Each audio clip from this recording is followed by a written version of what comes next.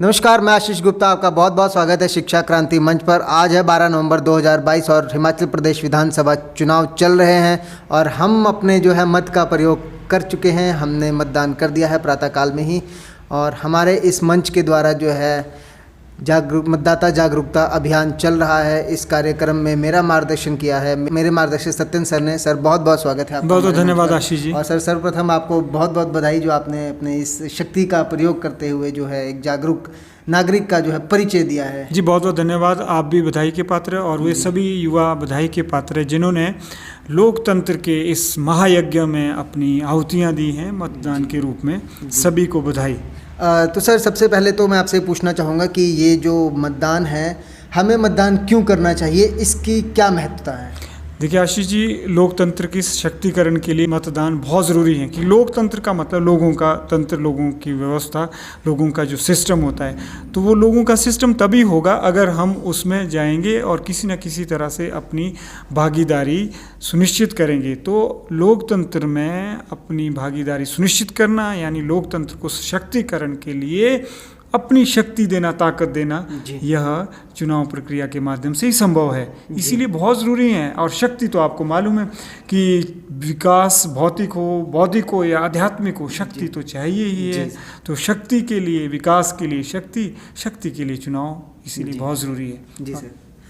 तो सर जैसा कि आप भी ऐसा महसूस कर रहे होंगे या ऐसा देखने को मिलता है कि जो हमारा युवा है वो मतदान से बहुत ज़्यादा कतराता है, ऐसा क्यों है सर? देखिए इसकी दो वजह हो सकती है। एक तो कोई ना कोई कुछ ना कुछ मजबूरियां रहती हैं, आर्थिक भी हो सकती हैं इसकी वजह, और मैं कहूँगा जागरूकता का ना होना भी हो सकता है। या मतदान केंद्र अक्सर कई बार जी बिल्कुल भी होते हैं। जी बिल्कुल, वो मजबूरी उन कारणों से भी हो सकता है, बहुत सारे कारण हो सकते हैं। लेकिन जो भी कारण हो, हमें उन कारणों का निवारण ढूंढना चाहिए और कोशिश करनी चाहिए कि ज़्यादा से ज़्यादा संख्या में हम मतदान करें और अपनी उपस्थिति दर्ज करें लोकतंत्र को सशक्त बनाने में। तो सर अक्सर ऐसा देखा जाता है कि हम मतदान नहीं करते हैं और उसके बाद फिर हम शिकायत करते हैं कि जो पत्र जो है उम्मीदवार नहीं थे वो नहीं चुने गए। तो इसका एक कारण यह हो सकता है कि हम मतदान करने नहीं जाते हैं? जी बिल्कुल बिल्कुल हो सकता है और बिल्कुल है। अगर हमें लगता है कि कोई हमारे लिए पात्र सुपात्र प्रत्याशी नहीं है तो तटस्थता मुझे नहीं लगता है कि उसका एक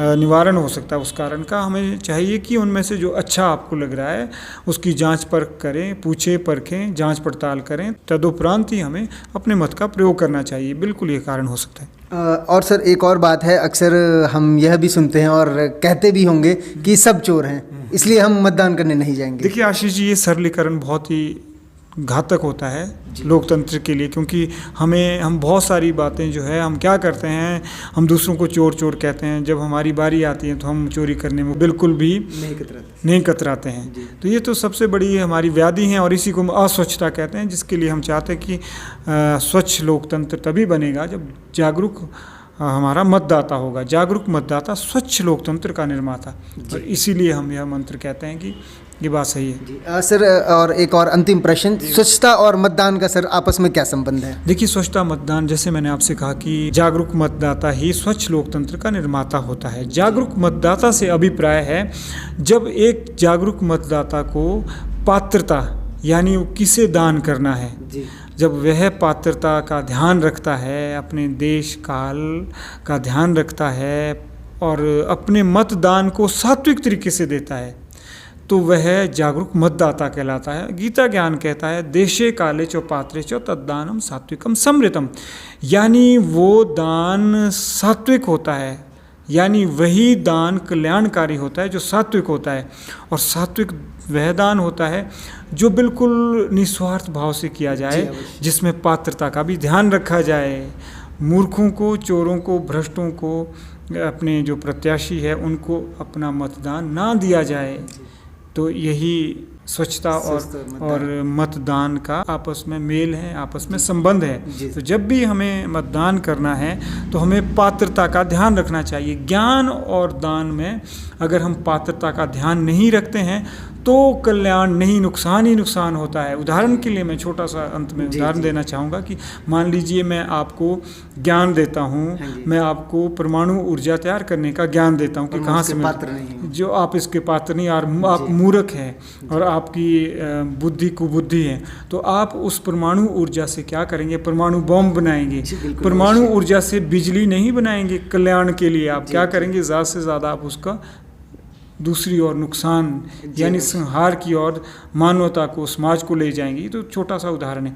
इसीलिए ज्ञान सोच समझ कर हमें देना चाहिए और दान भी हमें पात्रता देकर ही जी देना चाहिए।